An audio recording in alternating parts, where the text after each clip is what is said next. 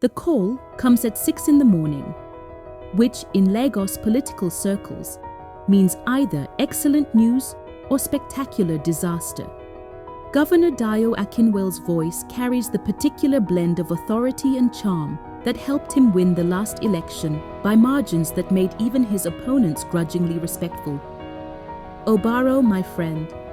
The governor's baritone fills the penthouse through speakerphone as Obaro performs his morning espresso ritual.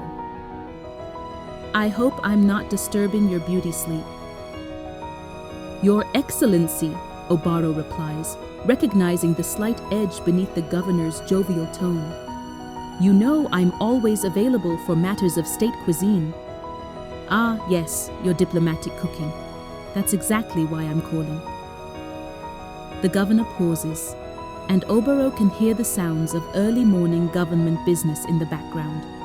Phones ringing, assistants moving with urgent purpose. I need you to prepare something special. A private dinner, very private, very special. The emphasis on very suggests this isn't about impressing foreign dignitaries or celebrating policy victories. This is personal, which in Lagos politics usually means complicated. When and for how many? Obaro asks, though his instincts are already suggesting answers he's not sure he likes. Tomorrow evening, for 2, myself and... Another pause, longer this time. My wife has heard remarkable things about your culinary consultations. She's expressed interest in experiencing your methods firsthand. The weight of unspoken implications settles over the conversation like smoke. Governor Akinwel's wife, Folake, is not just any Lagos socialite. She's political royalty, a former beauty queen who transformed into one of the state's most influential unofficial power brokers.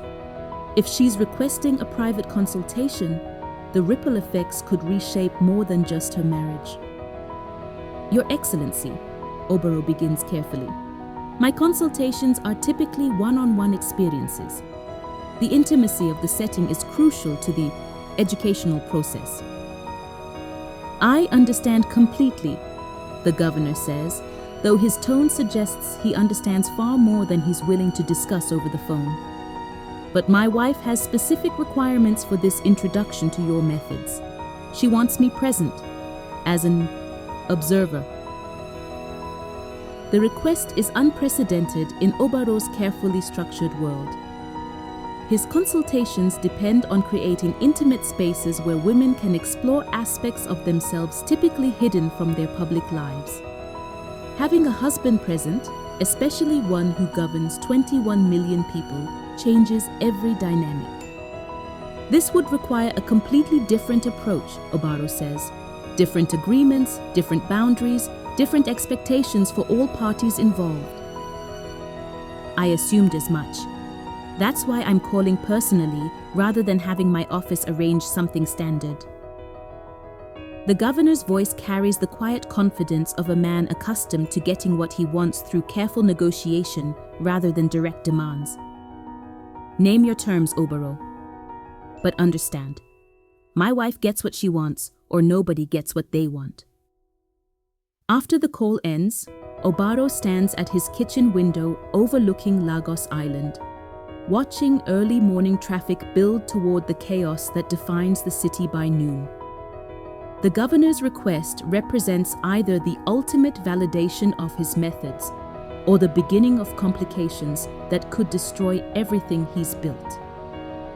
By evening, his penthouse has been transformed into something resembling a diplomatic venue crossed with an intimate restaurant. 3 place settings instead of 2. Lighting adjusted to accommodate the unique dynamics of the evening, and a menu designed to satisfy curiosity while respecting the unprecedented nature of the arrangement. Governor Akinwel arrives first, exactly on time and dressed in traditional agbada that manages to look both casual and supremely authoritative. His presence fills the space immediately, not aggressively, but with the natural gravity of someone accustomed to being the most important person in any room. Impressive setup, the governor observes, taking in the careful staging. Though I suspect the real performance hasn't begun yet. Before Obaro can respond, the elevator announces another arrival. Folik Akinwell emerges like a vision from a magazine cover, stunning in a way that seems almost engineered, wearing a silk dress that probably costs more than most people's annual salary. But her eyes carry an intelligence that suggests beauty is just one of many weapons in her considerable arsenal. Governor, Mrs. Akinwale, Obaro greets them both, noting how Folik's gaze immediately begins cataloguing every detail of his space with the precision of someone who misses nothing. Please, Folaki says, her voice carrying the kind of cultured accent that suggests international education and deliberate sophistication. Tonight, I'm not the governor's wife. Tonight, I'm simply a woman interested in expanding her educational horizons. The way she says educational makes it clear that everyone present understands the true nature of the evening's agenda. As they settle into the carefully arranged seating, Governor Akinwell, positioned where he can observe without interfering, Folak where she can engage directly with Obaro while remaining aware of her husband's presence. The complexity of the situation becomes increasingly apparent. I've heard fascinating things about your consultation methods, Folake says as Obaro begins preparing the evening's first course. Particularly your approach to consent documentation. Discretion and clarity are fundamental to any meaningful interaction, Obaro replies, producing not one but 2 leather folders, though tonight's arrangement requires some adaptation of standard procedures. The governor leans forward slightly. Adaptation how? Your presence changes the entire framework, Obaro explains, beginning to prepare what he's decided will be a deconstructed version of traditional Nigerian pepper soup, familiar enough to feel comfortable, complex enough to match the evening's sophistication.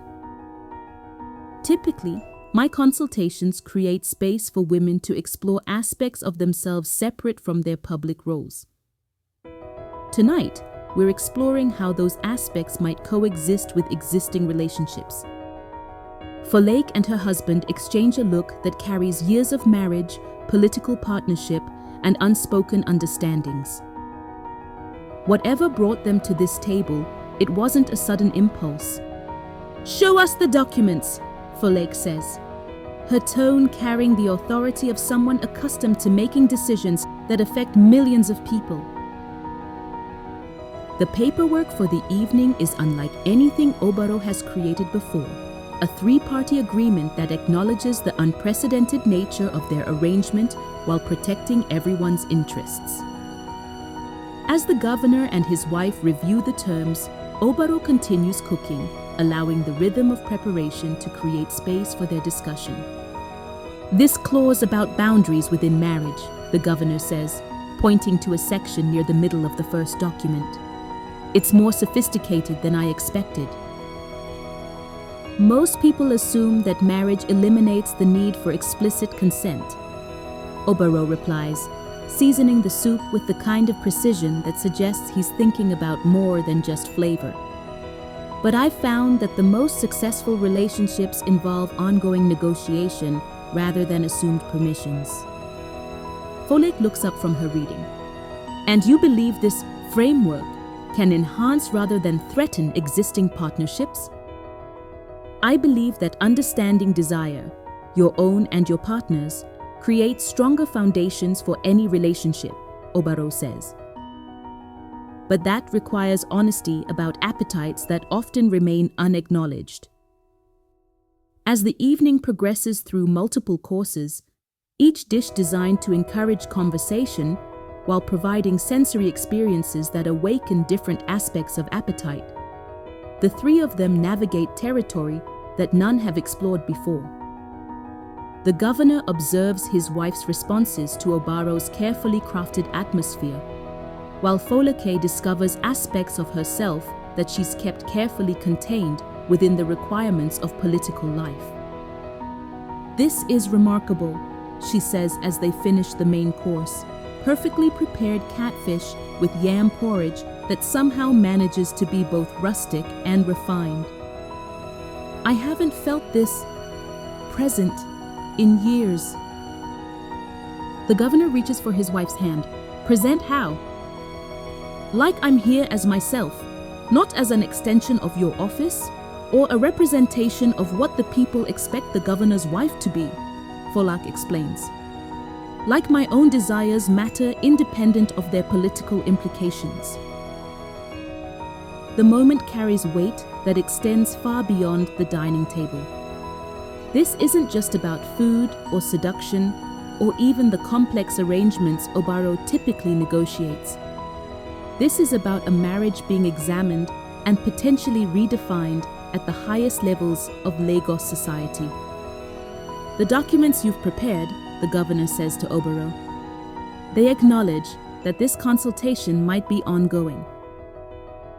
If all parties find value in the experience," Obaro confirms. "And if they do?" Obaro sets down his utensils and looks directly at both of them. Then we explore what it means for the governor of Lagos State to actively support his wife's journey of personal discovery. And we consider how that support might influence other marriages, other relationships, other ways of understanding power and partnership. The implications hang in the air like expensive perfume, intoxicating and potentially transformative, but also dangerous if not handled with extreme care. As the evening concludes with signatures on unprecedented documents and arrangements for future consultations, all three participants understand that they've crossed into territory that could either revolutionize their understanding of marriage and desire or create scandals that could destroy everything they've built.